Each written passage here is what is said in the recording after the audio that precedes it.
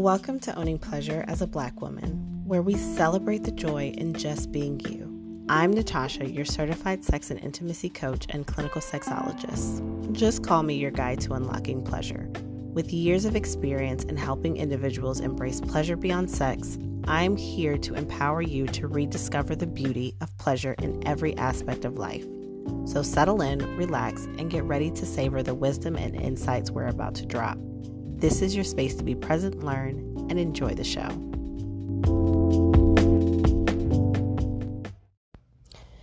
Welcome to another episode of Owning Pleasure as a Black woman. If you have been here before, thank you for returning. And if you are new to this space, welcome. I hope you go to past episodes and get some gems to start in your action-oriented, pleasurable life. This episode, I have a guest for you. Yes, I do. I am introducing you to my friend, Shanique Allen. I felt that this episode was fitting because there are a lot of people who are going to flood the gyms and clean out their refrigerators and say, I'm going on a diet or I'm going to the gym. And studies show that this is not sustainable. And this definitely I'm laughing because I was one of them not so long ago, and I don't do that anymore. You will not catch me in anybody's gym. As I stated, I am doing a juice fast, but I am thinking lifestyle. I'm not thinking about weight or any of that. So we will get into that with Shanique. But before I introduce her to you, I want to invite you to my virtual sister circle, Cocoa and Champagne, which is a safe space that I have curated for Black women to come and talk about what they are yearning for in their lives, what pleasure they want in their lives, what they are craving, what they are desiring in their lives, so that it can be witnessed, so that it can be seen, and so that it can be encouraged by me and those that look like you. So if that is a space that you find interesting and you want to kind of see what we got going on in there, head to the show notes, click on the link, and get on the list so that you know the next group that we are having. Now, let me introduce you to my girl, Shanique. Shanique is a nutrition and nourishment strategist. She's on a mission to help women ditch the rigidity of dieting and nourish themselves with simple and good food, joyful movement, and satisfying care. She believes that letting go of rigid food and movement rules and leaning into exploration of food, movement, and joy to nourish your whole being is the body and soul health we all need. Oh, that sounds so good. And this was a really, really good conversation. So tune in, tap in, and I will see you on the other side. So Shanique, I felt like this conversation was necessary and perfect for January. One, you caught me in the middle of a juice fast. I am on day 2, not because I want to lose weight, but just there were some things that needed to change. But also January is the month where everybody is going to file into the gyms and play on the machines, and come about February, they are going to die off. So I want to get your perspective and maybe some creative ways on how people can start looking at nutrition and this diet culture in a different way to where they can actually sustain these goals through all of 2024 and not fall off, because we all know it's a lifestyle change. I'm not going to the gym. I'm going to be right here at the house doing my yoga. And like I said, my juice fast was because I didn't like it's not to lose weight. I see things differently as I get older. I see that food is making me bloat. I'm not fat. I am bloated. And so I just want to experience my body when I put different things in it. So what is your thought of how people go into January with their nutrition? Well, I believe that you're free to change your mind, and I'm somebody when you get new information or have a different lived experience, you're free to recant what you would previously say, or you go back and you can change your mind because that's just the way we operate and we evolve. So the new year, I used to believe that the folks who jump on the cleanse and get started in so I used to believe on the cleanse side of things, it's the reset. Perfect. Everybody should do one. on the gym side of things, or the fitness side of things, I used to be the annoyed person at the folks who come into the gym and take up all the space and the machines and are yap chatting on, with each other and on Mm-hmm. their phone, because I was a quote unquote serious gym rat, and that's all about my workouts. But as I've lived, had many experiences, both from the being a fitness professional, having my own, I wouldn't say crisis. I don't want to use the word Mm-hmm. crisis so much as my own series of transitions. It's shifted my perspective because everybody is on everybody wants some kind of change. Everybody, for whatever reason, they see some kind of change that they want to make, and they figure these are the ways to do it. I want to, whether it's to lose weight or I want to change something in my diet, I have to start from scratch. So I have to do a reset. I Mm-hmm. want to get fit or whatever the case is, I have to join the gym and start fresh.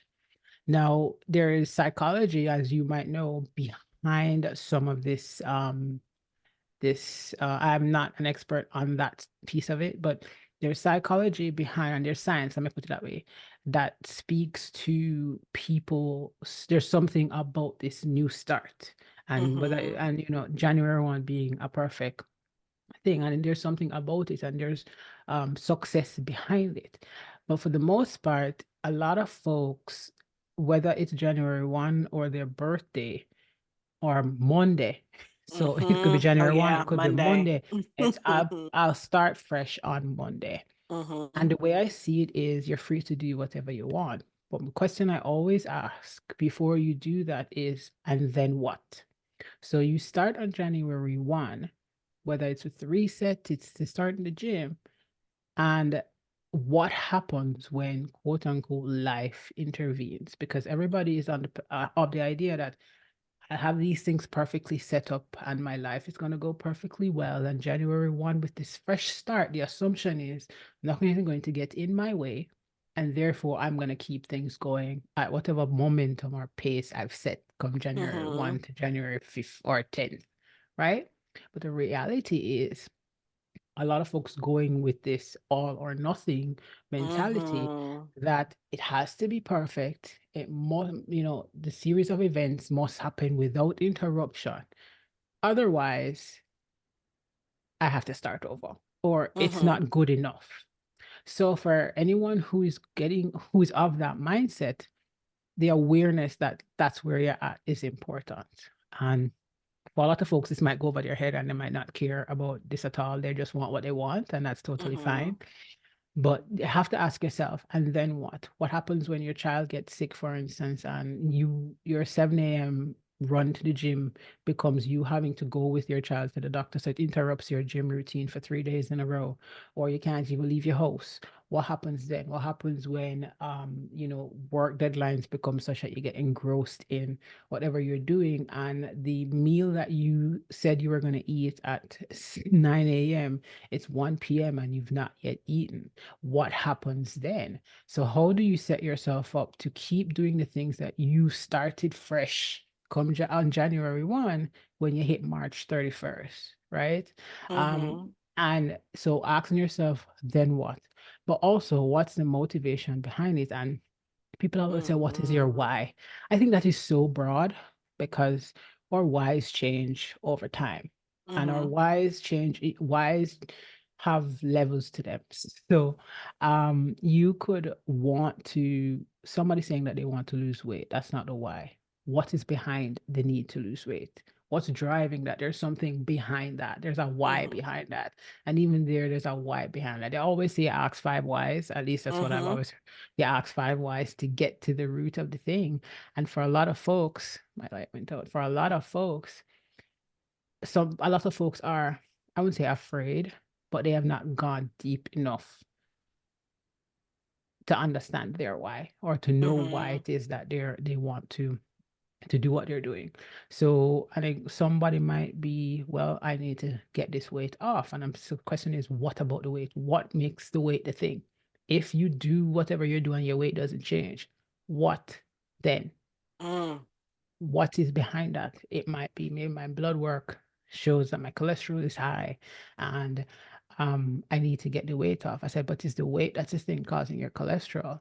What about the foods that you're eating? What about the the things that you might be ignoring? What about the stress that's happening behind? What about the boundaries that you're not setting? Those things outside of just looking at your weight and outside of looking at the cholesterol, what are those things that are driving your desire to make this change? And if you can identify that, then it can, help you set yourself up for a little more longevity, um, and sustainability, but also resilience. Because the point of the matter, a fact, you're going to get interrupted. You are Mm-hmm. going, it's just a fact. You are not going to, you might have 2 weeks where things are good, and then you're going to have another 2 weeks where, okay, shit hit the fan, or Mm-hmm. some shit's happening, or there's something that's throwing you off schedule. Are you going to quote unquote give up, or are you going to take a small step in that? Because if you go 2 weeks and you have not gone to the gym, what tends to happen is people will be like, well, I'm not going to the gym in 2 weeks. I have to start over.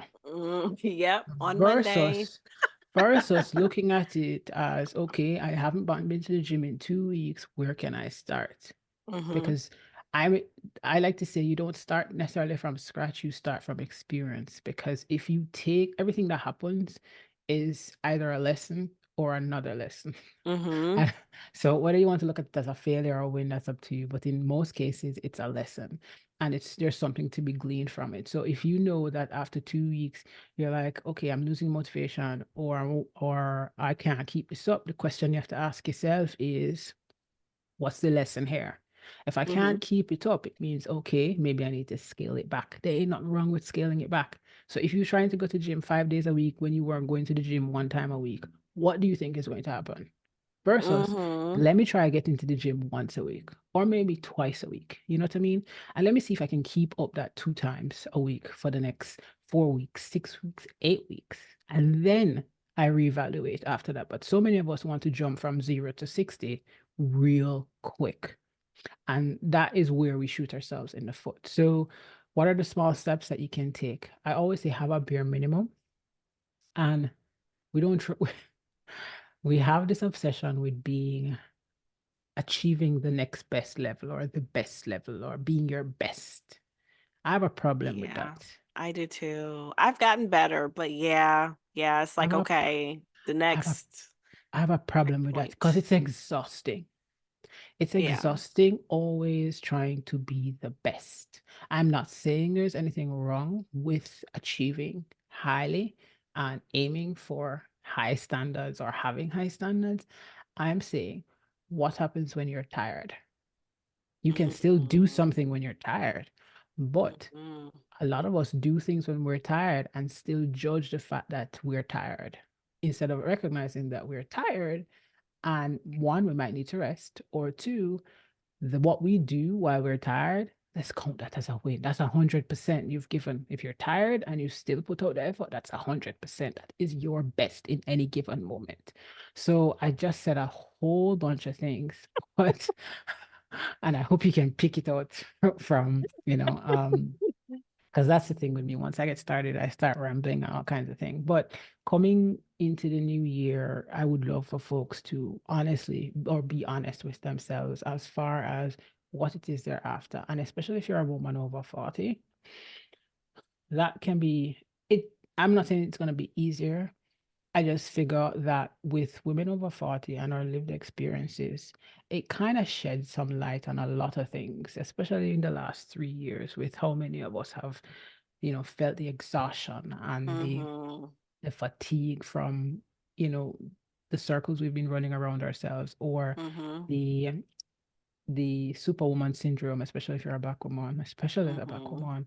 We've been running on this high for however long, and the pandemic just really brought all of that to a head to say, hey, you have to reevaluate. Like, what you were doing is not sustainable. So going into the new year, what are you going to do that is going to honor the fact that you don't want to return to those levels of exhaustion? So regardless of what you were doing before, 2024 presents an opportunity for you to really get in touch with yourself, which is what I think a lot of us are trying to do. get Mm-hmm. really in touch with ourselves, Mm-hmm. examine the parts of us that we've ignored or not paid attention to, um, and really tap into honoring that. So I'm going to go back to, you said you started with a juice cleanse and the whole reset idea. I'm not somebody that's going to knock what folks are trying to do, because at the end of the day, I think we're all trying to do what's best for us. And I Mm-hmm. might not agree with things like that, but at the same time, one thing I want to encourage folks is know why you're doing what you're doing, Right. and that it is serving you best, Mm-hmm. and honoring your body, but also recognize that your body is not trying to go to war with you. Mm-hmm. That's the first thing.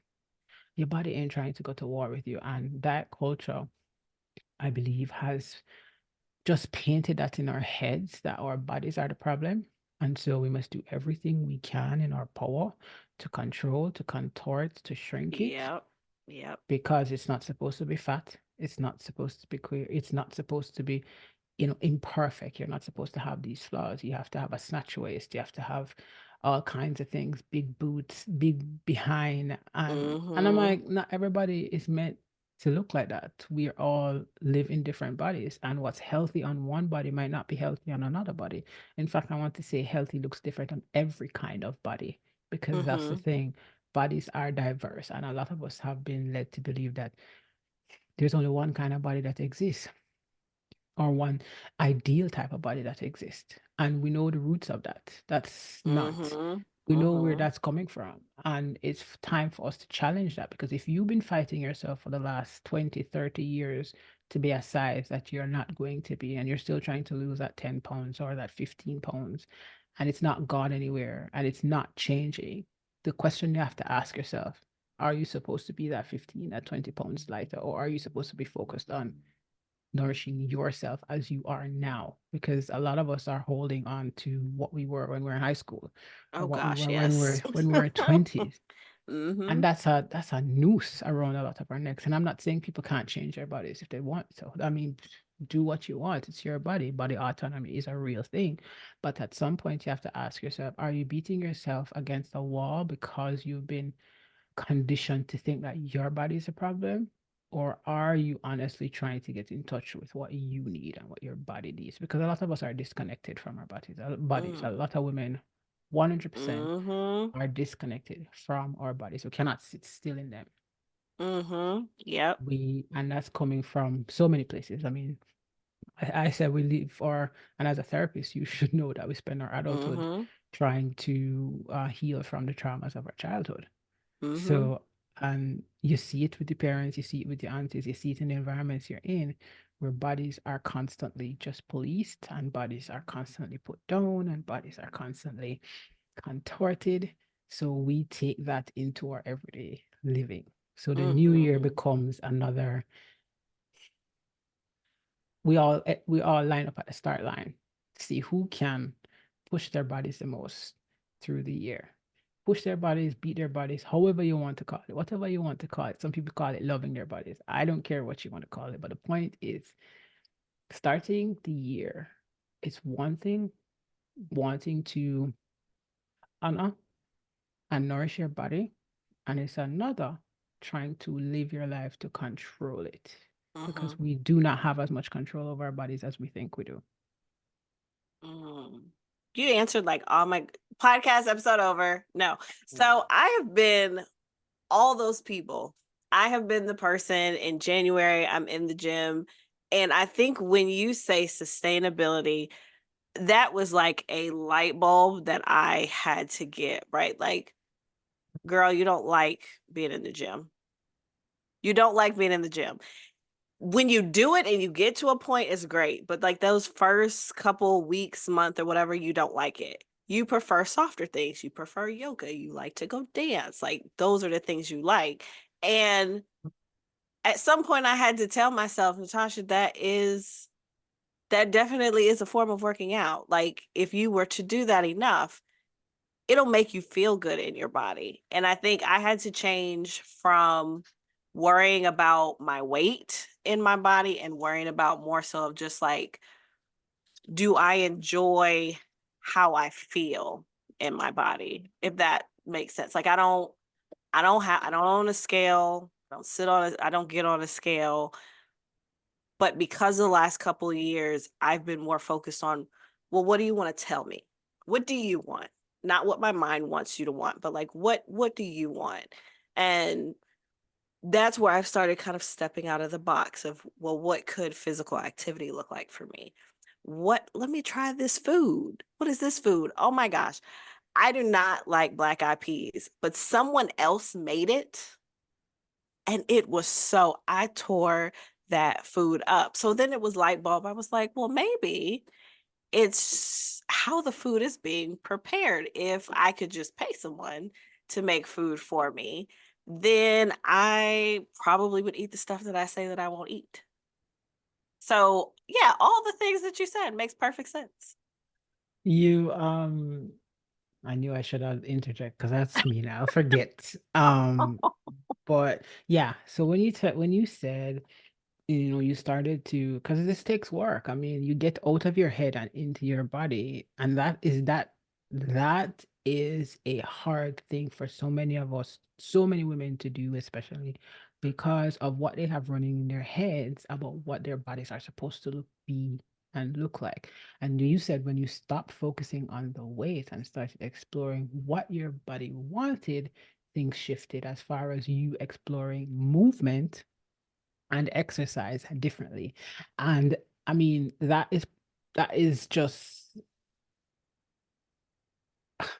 that's and for want of a better word, I love that. For want of a better phrase, I love that. Why? Because there's that curiosity element, and this is something that I encourage people all the time. And when I was coaching, this is the one thing I would ask folks.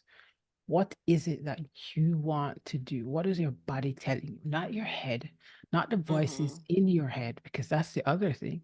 So many women are running around with voices that aren't their own in their heads about what their Mhm. bodies ought to be or should not be. And when they do that, it becomes this tug of war. Well, all the health folks say that my body is supposed to be this, but my body says, I don't want to go to the gym. Yeah. I don't want to go to the gym. And I'm like, well, so don't go to the gym. But if I don't go to the gym, then I am Mhm. going to I'm just gonna get out of control, or I'm just gonna let my body go. I'm like, let's stick a pin right there. Let your body go. What does that mean? Well, my body's gonna change. I said again, and that's where we have to start. The fact that you believe that your body doesn't have the permission to change and that your body isn't supposed to change. And when you hold on to that, you do not create a safe space for your body to do anything, to be what it needs to be. Because if Ooh.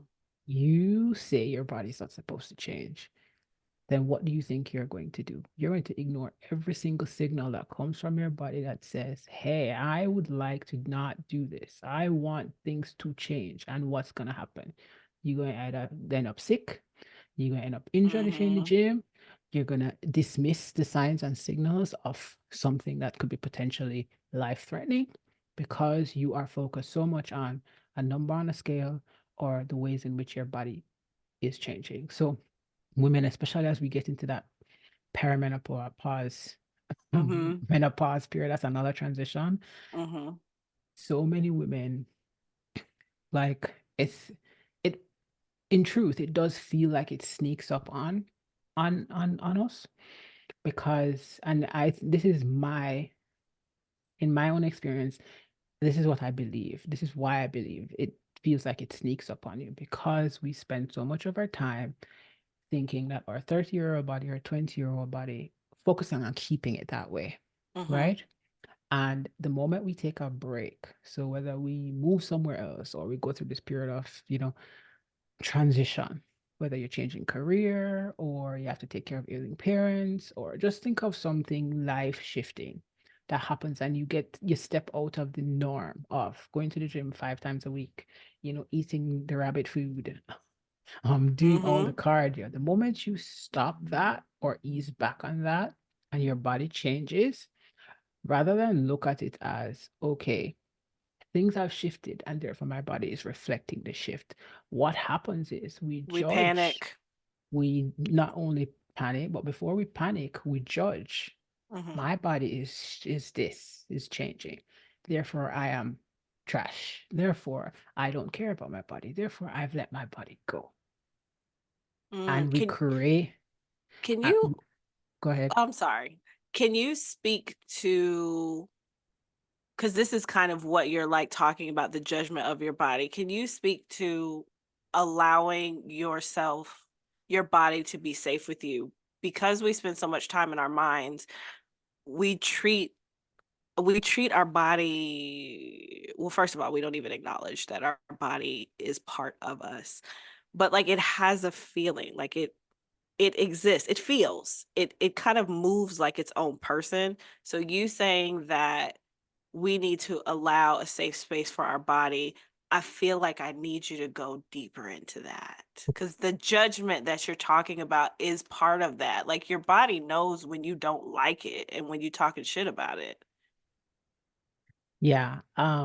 A safe space for your body. I mean, I honestly, because I talk about this so much, creating that safe space is really letting go of the preconceived ideas, and in particular, our fat phobia, one, um, and that diet culture mentality, which filters into everything that we do, every facet of our lives, that your body is this thing to be controlled, and it's all about control.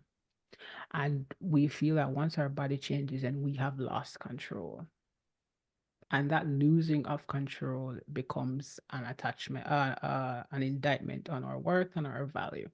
So because we can't control our body, we aren't we aren't in control of our lives. Therefore, our value has diminished. Mm, And and once there's that, because there's that attachment, that's the first thing, the attachment to your body being a reflection of your value. mm, And with when your body is a reflect, or when you see your body as a reflection of your value and your worth, then you're going to do everything to prove that you are worth it. And mhm, that means controlling your body, shrinking it, keeping it a certain size, right? And in that process, we completely disregard all the ways our body is begging for us to listen, even just a small mhm, way. Something as simple as um, hunger. I will not simple because it's complex and nuanced. Everybody's experience with hunger, for instance, varies. Some of us experience hunger or don't want to experience hunger, probably because of probably things you went through as a child in terms of always facing hunger. Maybe you grew up, on food stamps and not having access to food. Some people were always told to clean their plates, even though they were full and didn't want to go further than that. So, or your experience with hunger might shape how you respond or don't respond to it. No. mhm, So let's use hunger as an example. You might use hunger as a thing to control. You're thinking if you're hungry, it means um, you're not eating as much, and that's a good thing, right? But what this does is it disconnects you from the fact that your body needs energy, your mhm, brain needs energy. And mhm, rather than giving yourself food, you drink another cup of coffee because the mm, hunger is that control mechanism, right? So you will eat, but you will eat a small amount. And then the hunger that experience when you add that culture to that, that says being hungry is a good thing. So it means that first of all, you cannot trust your hunger. So when your hunger is speaking, no, that's you being greedy, mm, right? So therefore, if you can control your portions, if you can control what you eat, then you are doing a good thing. And you doing a good thing means that you're of value because it means mhm. you're controlling your body. But you're ignoring the fact that your body is hungry and Right, you hungry? your body needs the energy. Mhm, And if you're not giving your body that energy, hunger becomes muted eventually over time. It's like somebody talking to you all the time and you're just ignoring them to the point where you absolutely can just not hearing them. That's the mhm, thing. And a lot of folks lose touch with that signal. So the typical signal of your belly rumbling, for instance, Not everybody's going to feel hunger that way, but most people associate that with hunger. So they ignore things like fatigue.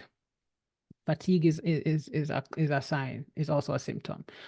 Brain fog is a symptom. Irritability is a symptom. Mm-hmm. Being fidgety is a symptom of me being needing energy, you needing to feed yourself, right?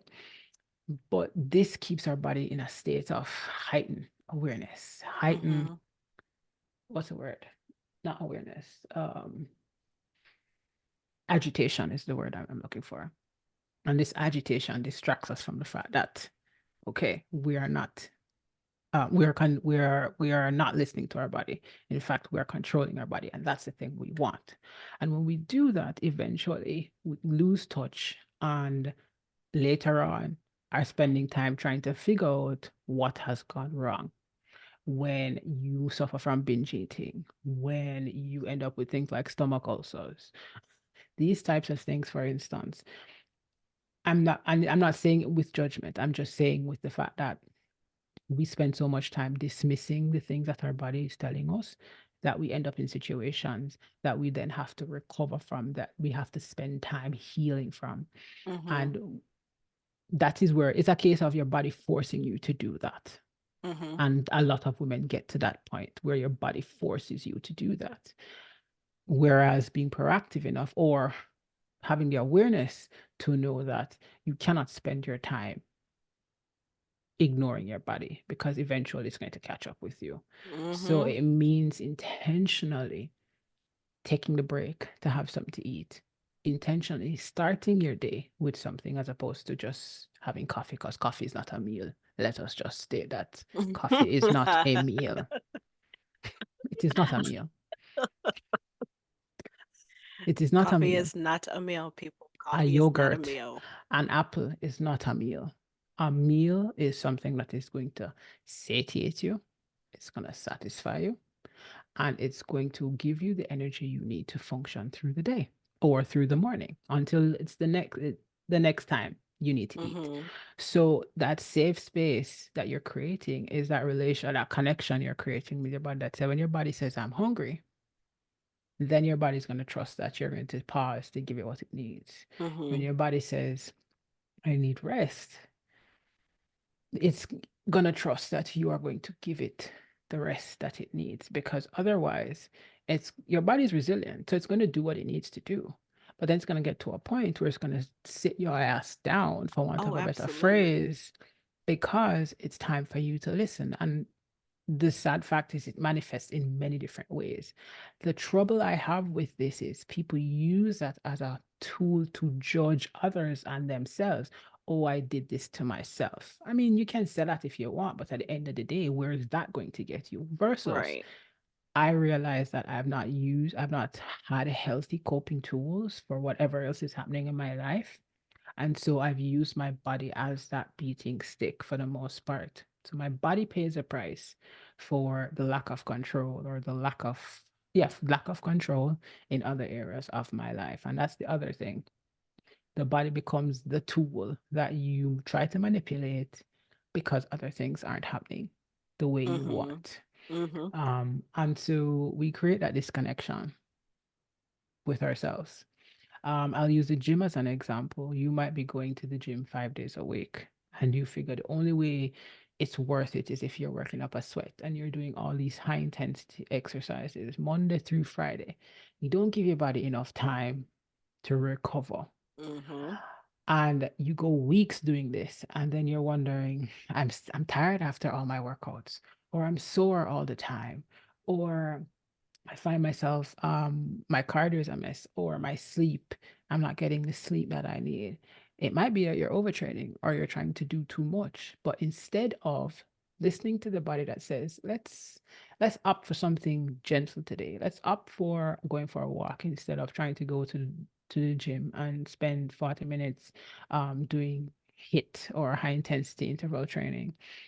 Let's sleep a little bit more. Let's take a nap today. No, we feel that we have to get in the gym and we have to push our bodies. We have to burn these calories. And what does that lead to? It leads to um, poor recovery. So you're always sore. It leads to reduced immune function, so you're always getting sick. It leads to things like injuries. You twist your ankle for no blessed reason. You pull a muscle in your bicep for no reason.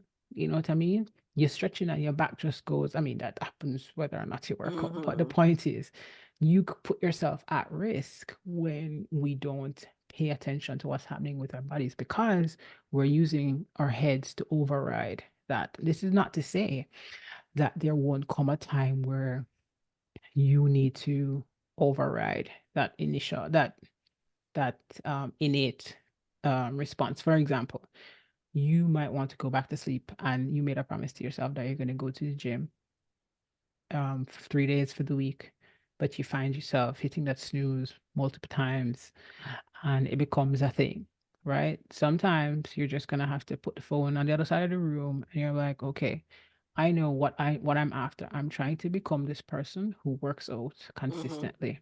And it means I'm going to get up. I might be tired, but I'm going to start by putting my shoes on or putting on my gym clothes. The point there is sometimes you're going to do it tired, and doing it tired doesn't mean you're going to go balls to the wall. This means you're going to, instead of maybe doing the workout that you planned, you're going to walk. Or instead of doing the high intense thing, you maybe lower the volume as far as how many sets of whatever exercises you're going to do. The Mm-hmm. point there is in there's a time for everything. Right. And sometimes you might need to scale back, and other times you might just need to completely stop.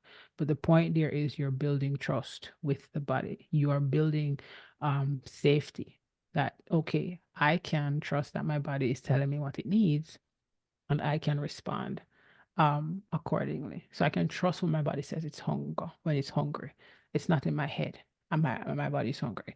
I can Mm-hmm. trust when my body says it's tired. It's not me being lazy, it's my body being tired. You know what I mean? Mm-hmm. And but it's a process and it's something that takes years of work. I'm going to say this as somebody who is still actively doing the same. Mm-hmm. Um, it takes years of work. And most importantly, things like needing to upgrade your wardrobe or check go up a size.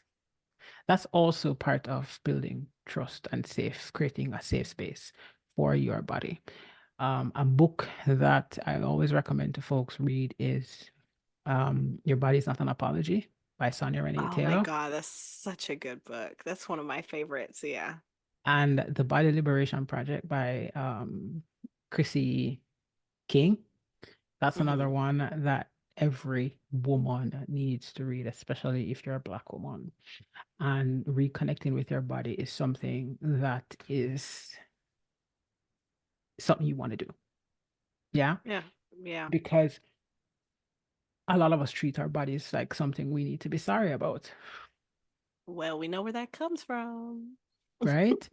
And I was saying that something like going up a size. And I'm telling you, the moment you let go of what your weight is supposed to be on a scale, let's use that as an example. I'm just gonna say, and instead go for the fact the same way you explored or you let go of that weight and started exploring what movement could feel like for you, what Mm-hmm. your curiosity led to exploration. And now, I mean, you are owner bay. I mean, which I love watching your videos. But I'm saying there is when you let curiosity, if you can let go of that, the hold that the weight and the number on the scale has, it can open you up to so much things. So in your case with exercise, you could do that. And you redefined what exercise needed to look like for you Mm-hmm. to enjoy. There are so many people I know who go to the gym or think the only route is to go to the gym. I can understand you wanting to strength train and needing to do that because you see the value in it. But I know people who do this and they absolutely Hate hate it. it. Mm-hmm. And and I'm saying that's no way to live. So it's either you reframe the way you think about it, or you find something that you can find some affinity with. You don't hate, Mm-hmm. you might not absolutely love it, but you see the value in it in such a way that you can enjoy it, right? Right. With your clothes, that's the other thing. A lot of women have all these clothes in them closet that Got my don't hand fit up for them. this one. Yep. It has not fit them in 4 or 5 years, but they keep hoping that it's gonna fit them. Now, I can understand with folks, being constrained by like money, resources, being able to upgrade wardrobe all the time. But if you could look at some key things, bra and underwear, which people underestimate, those things need, if you can get some comfortable bra, and it might mean going up a size, it means nothing about you other than giving your body room to breathe. Because if you've walked around with a bra strap digging into you, and an underwear that is digging into you and you walk around, you spend the whole day just being uncomfortable. That's no way to live, right? Versus I remember the first time I put on a bra that That was the fits. right size. Right. I'm telling you, the sigh of relief that my body physically let out Mm-hmm. from that. I was like, why would I do this? Why would I want to squeeze myself into something because it's one less letter, you know what I mean? Or Mm-hmm. a number smaller. And I'm like, and the same thing with jean size or, shirt sizes. I'm Oh like, my gosh, when you actually put on clothes that fit, oh, I was like, this looks weird because I'm if used you, to squeezing into stuff. like, I don't think I can explain it much differently, but the physical sigh that my body did, if you were to tap into your body that moment you put on a pair of pants that fits nicely, or a pair of like a bra that doesn't dig into you and it supports you.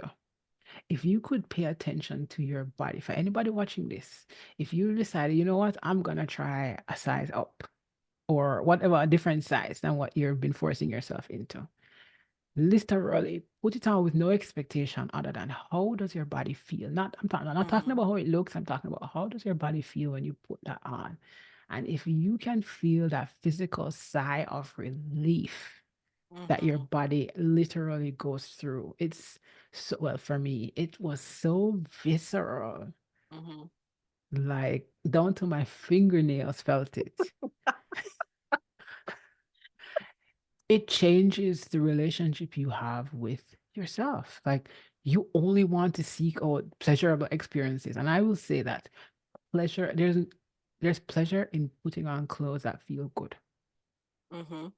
Just like there's Mm-hmm. pleasure in lifting a weight, for instance, that you thought you couldn't lift and you did, and you're like, wait, that was easy, or that felt good. Or doing a move that you wanted to try and you weren't sure about it, but you did it and you're like, okay, all right, your body could get more into this. You know what I mean? Mm-hmm. Your body gives the signals when something connects, right? Just like how your body gives you the signal when something ain't right. Right. And if we could spend that time paying attention, it would save us, I think.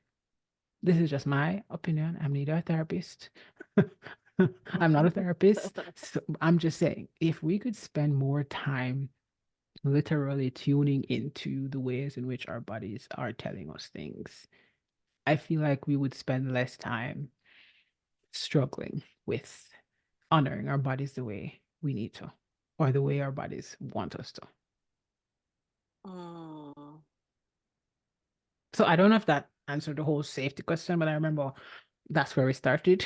This is where we ended. No, that did. That answered the question. And so for anyone that may be listening and they're like, Shanique gave me a lot of information. I'm overwhelmed. I'm a beginner. I'm someone that be in the gym in January. What is, I don't know what I want to say one win, but maybe it's not a win. Maybe it's like one thing that they can do, or one decision, or one question that they need to ask themselves as we send them into the world at the beginning of 2024 to eat how they should eat for themselves and how to work out how they should work out for themselves. What would it be?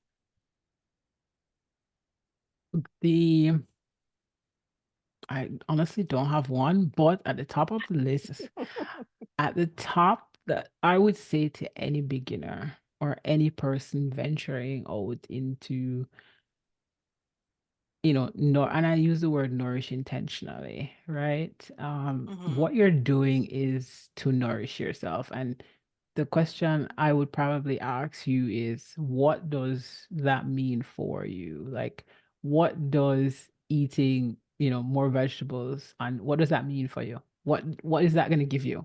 Or what does going to the gym, what is that going to give you?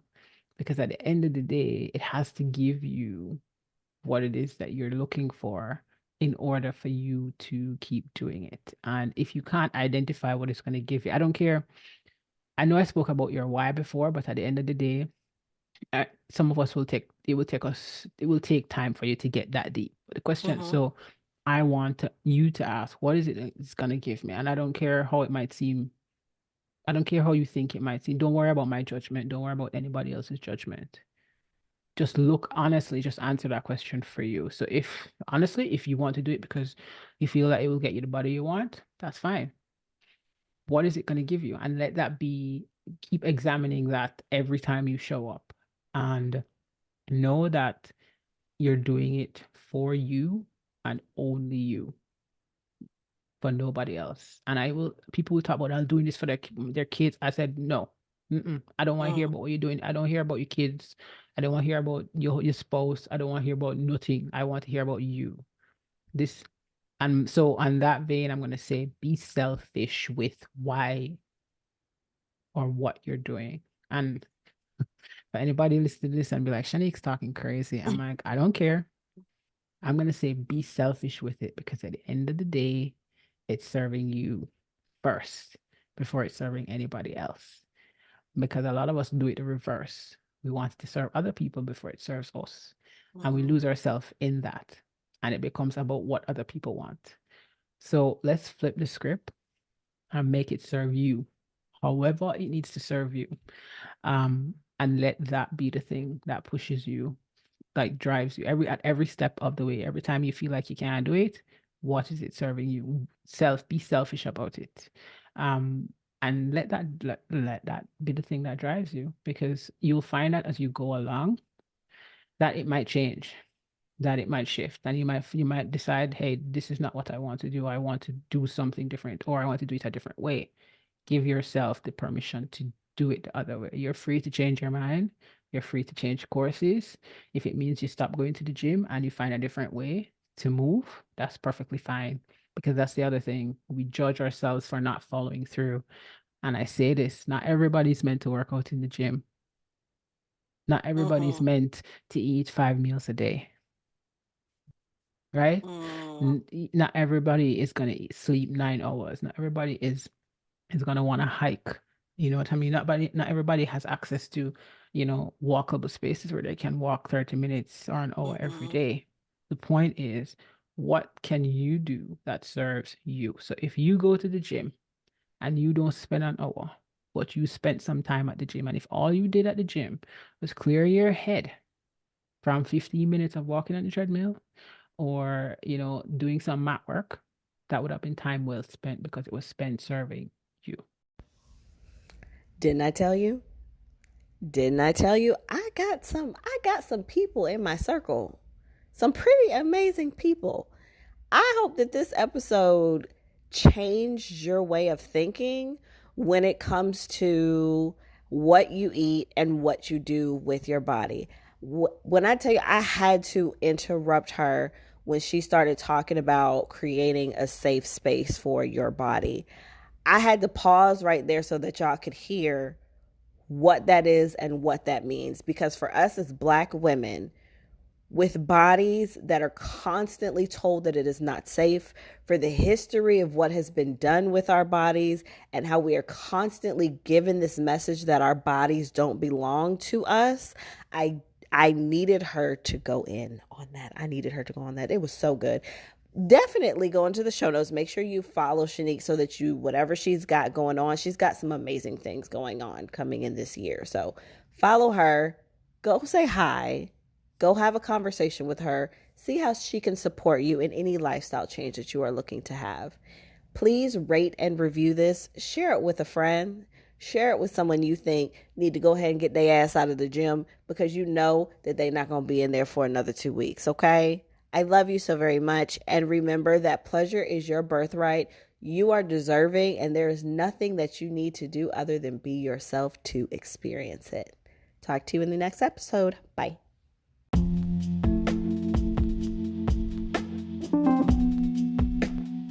Thank you for joining us on this episode of Owning Pleasure as a Black Woman. And I hope today's conversation has inspired you to embrace pleasure in all aspects of your life. Remember, your voice matters in this journey. Share your thoughts and experiences by leaving a review, and stay connected with our community by joining our email list. The link is in the show notes. Together, we're redefining what it means to savor life and celebrate the joy in just being you. Until next time, keep prioritizing your pleasure because you are deserving. Take care and stay tuned for more empowering discussions. Bye.